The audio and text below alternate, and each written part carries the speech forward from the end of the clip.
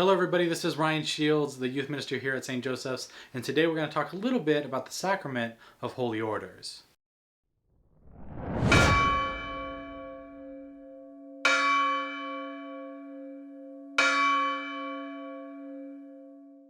Alright everyone, this week we're going to continue talking a little bit about vocation, about what it means to live out your call in life.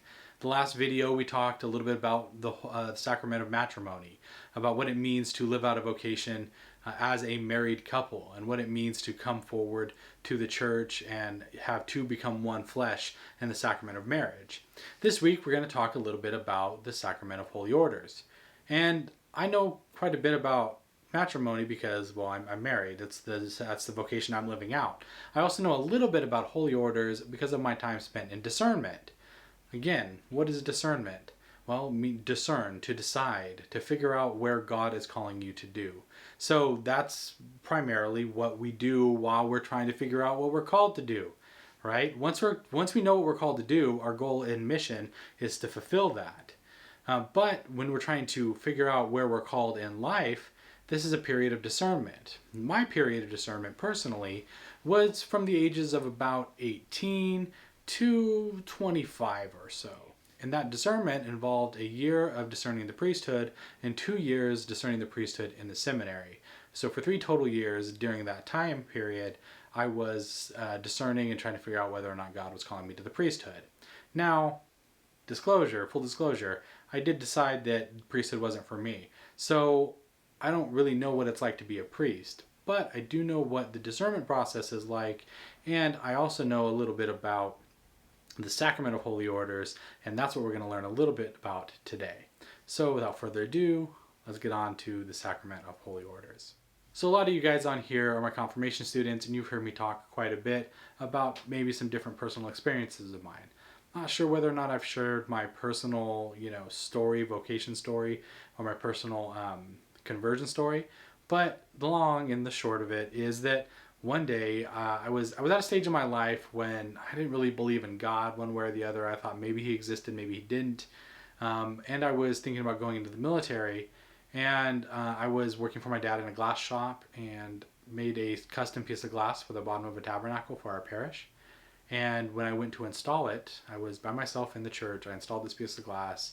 It was the 3rd time I'd been out there that day. It took a lot of hard work. I finally got this nice custom piece of glass in there, and as the tabernacle closed and as my knee hit the marble, as I genuflected, because I was raised Catholic and I knew that you had to genuflect in front of the tabernacle, as my knee hit the marble, I knew that God was real. Something hit my heart in that moment. It was truly a miracle, I think, for me, for my life, from God. And in that moment, I knew God was real, and I knew that I had to do something different with my life than what I was planning on doing. So I put my military recruitment and all that on hold, and I started thinking about maybe, discerning the call of the priesthood. That led me to the Diocese of Fresno, who I discerned with for about a year outside of the seminary, and then I studied at the seminary in Mount Angel in Oregon for 2 years, discerning the call of the priesthood for the Diocese of Fresno. You see, Holy Orders traces its roots clear back to early days of the church, the early days of the Jewish church, actually. You see, we're all called to be priests, prophet, and king. It was something that happened in the Old Testament where each family, the head of each family was like a priest in their family. And we're called to each individually to be priests, prophets, and kings. We're baptized as priests, prophet, and kings. We're confirmed as priests, prophet, and kings. But during the time of Moses, during the time of the Exodus, a special group of people got set aside. Who was this? Well, it was the tribe of Levi. You see, when the golden calf came out and the people started worshiping it, Moses comes down and he's super angry, and he throws the tablets down, and he's upset, and he says that we need to pay for what we did wrong. And there's one tribe that comes and exacts justice. It's the tribe of Levi. Those that are descendants of Levi, of one of the 12 tribes of Israel. So from then on, the tribes of Levi, the Levites, are set aside as the priests. They're the ones who behold the Ark of the Covenant. They're the ones who enter the tent of meeting in the Old Testament. They're the ones who eventually sacrifice offerings at the tent of meeting. And when the temple is built in Jerusalem, these Levites are the ones who are priests. The ministerial role of the priesthood is fulfilled by the Levites. Well, fast forward to the times after Jesus' death and resurrection. The apostles, right, the overseers as they were, they started to set up a sort of system for ministering to the church. So the original 11, right, because we know Judas, legend tells us that Judas killed himself after he betrayed Jesus. But we do know that Judas was no longer there. In order to replace Judas, they brought in one person. Now, there were 3 people that they were considering for Judas's spot, and they only picked one. So one of the things we learned from the very beginning is this group of people that are in the governance over the church is a select group. And they do, from amongst themselves, pick people to elevate into that role. These apostles in the early church eventually became what we call bishops or overseers. So these overseers, these apostles, they went out to different areas of the world and started to evangelize. And they oversaw the spread of the faith into all these different areas. We talked earlier in the year about the hierarchy of the church, where we talked about the pope, the bishops, and the priests. This is where it all starts to be formed, right? So these bishops now, right, they were the apostles, and they start to be known as bishops. These overseers spread the faith throughout the world. However, they need help as well. So they enlist the help of others. The early church calls these deacons. Today we have deacons, but in a little bit different role. The deacons have always assisted, not been primary ministers. And so that's how we see this. We see these deacons start to help out. Now, one of the consistent things throughout history and throughout the ministerial roles of the church is that they've all been men. Jesus called men to be his apostles. In the upper room, there were more people. We know that Mary Magdalene was there. We know that Mary, the Mother of God, was there.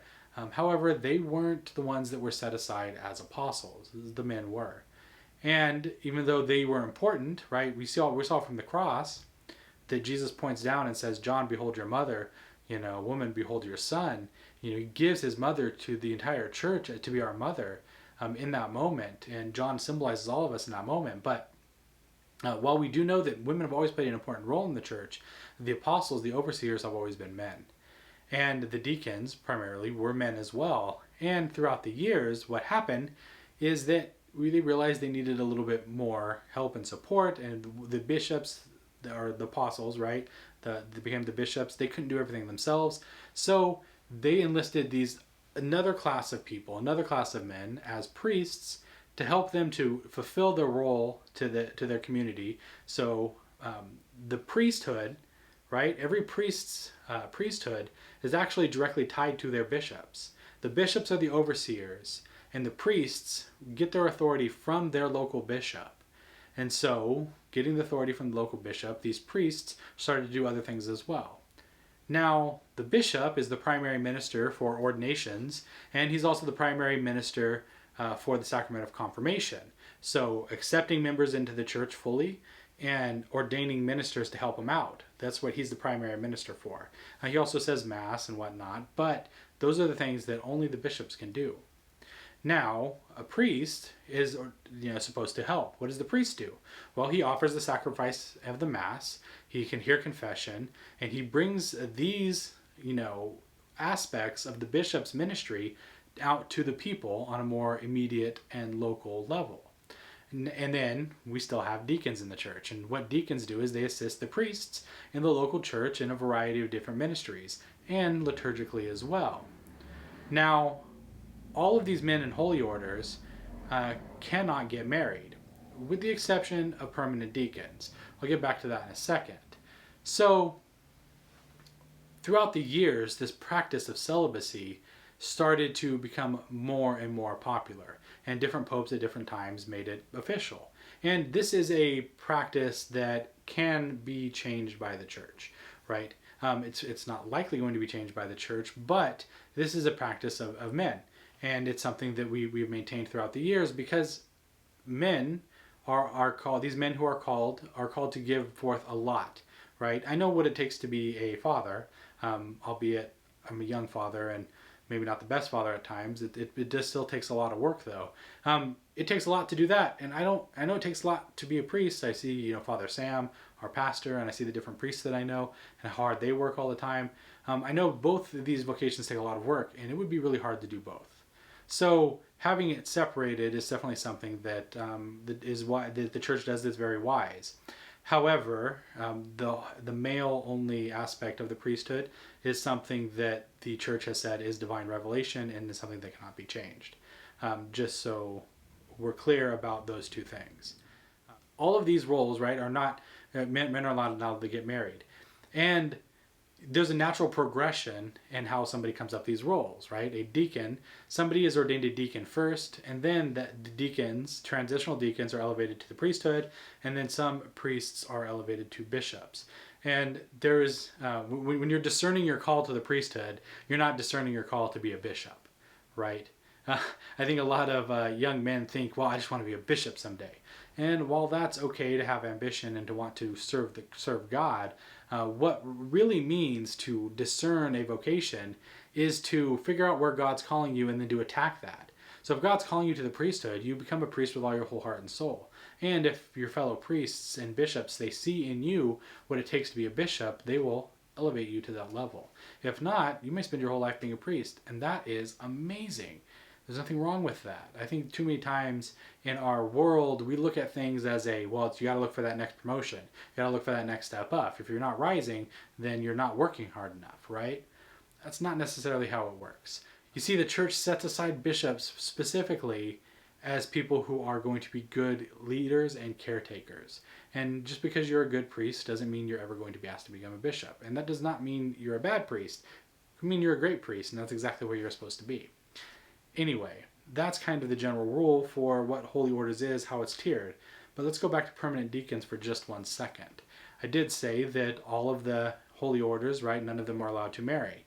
The only exception is permanent deacons. Permanent deacons are allowed to be married when they're ordained deacons. And they're permanent deacons because they don't actually ever become priests. Transitional deacons, right, it goes deacon, priesthood, and then maybe become a bishop later on. Permanent deacons, they're not allowed to be anything other than a deacon. So they never have the opportunity to become priests. But that's not what they're being called to. They've discerned that their role is to be to assist with ministries and to assist at the liturgy and to assist. And a lot of times, like I said, they already have families. They're husbands and fathers, and they have families, and they're doing this as part of a ministry that they feel called to do as well. If something happens to their spouse and their spouse passes away, then they cannot get remarried. They are called at that point to live out the rest of their life as a single celibate man, just like a priest would be as well. If you watch the other video, I talked about how St. Paul said, men, husbands, love your wives as Christ loved the church. Well, in the same turn, we look at the priests and we say, priests love the church as Christ loved the church. So we're asking priests to give up their whole lives, to give up their whole beings, to give up their everything for us. They give up their fatherhood. They give up their entire lives to be dedicated to us only. That giving up their fatherhood, not being a man and not being a father, not having children, but they have spiritual children. See, because they're giving us their lives up for us, we become their children. That's why we call our priests father. Because they are our spiritual father. They're giving up their lives for us. That's what it means to be called to be in the Holy Orders, to be a priest, to be a deacon, and to be a bishop. Is to lay down your lives and as an example for others and to help shepherd the entire community to heaven, to bring God to the people and bring the people back to God. I want to talk a little bit about the rights of ordination for these 3 different levels, these 3 different people, so that we can know a little bit about their ordination, and then we'll talk about our saint of the day after that. So first off, let's start at the top. Let's start off with the bishops. A bishop is ordained a bishop by other bishops. So a bishop is made a bishop by other bishops, and in this, the bishop is the primary minister for all of these ordinations. And with each ordination, the man receives specific graces for him to fulfill his role in whatever he's stepping into. So one of the things a bishop receives is a book of the Gospels. And this book of the Gospels represents his authority to teach and preach and carry on the faith. The next thing that he's going to be given is a mitre.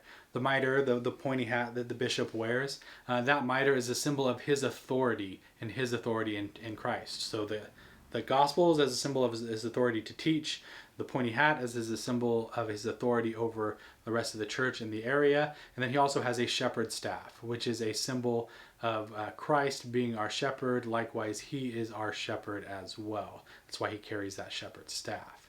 When a priest is ordained, his hands are going to be anointed with oil. He's also going to receive a paten and chalice, which are the things that he will hold up during Mass.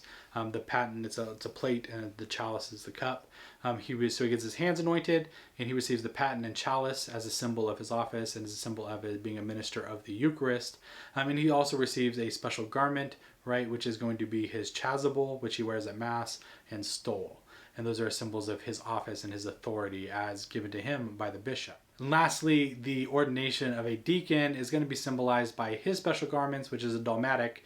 Like I said, it's kind of like a chasuble, but it has sleeves. If you might have heard me say that before. So the deacon's going to get a dalmatic, he's going to get special clothing, and he's also going to receive the Gospels as well as a symbol of his authority to preach the Word of God. Now that we've talked a little bit about holy orders, let's get to our saint of the week. This week we're going to talk a little bit about St. John Baptist de La Salle. John Baptist de La Salle was born in a wealthy family in northern France at a time when education was reserved for the rich. He was ordained a priest in 1678 and got involved in teaching almost by chance. He was uncomfortable around poor people, but he came to see that providing a quality education for poor children was his mission from God. At first, he just recruited teachers for poor children and helped them train them. But later, he formed a community of teachers, the Brothers of the Christian Schools, also known as the Christian Brothers, and gave away his wealth to live with them. St. John Baptist de La Salle integrated prayer and the Gospels into all aspects of school life and encouraged his students to live in God's presence. Every half hour a bell would ring and someone would announce, "Let us remember that we are in the holy presence of God." He taught his followers to look for God's purpose in their lives and to see every event through the eyes of faith. He saw teaching and every act of service as a way to pray. St. John Baptist de La Salle experimented with the effective teaching techniques, and he introduced methods like classroom teaching and individual reports about students' progress that are considered common practice today. He was canonized in 1900 and named the patron saint of school teachers in 1950. His feast day is April 7th. Thank you so much for your time. I truly appreciate it. If you haven't subscribed to the St. Joseph's channel, please do that now. Hit that bell if you want to receive notifications. And if you like this video, please give it a thumbs up. Thank you so much for your time. God bless.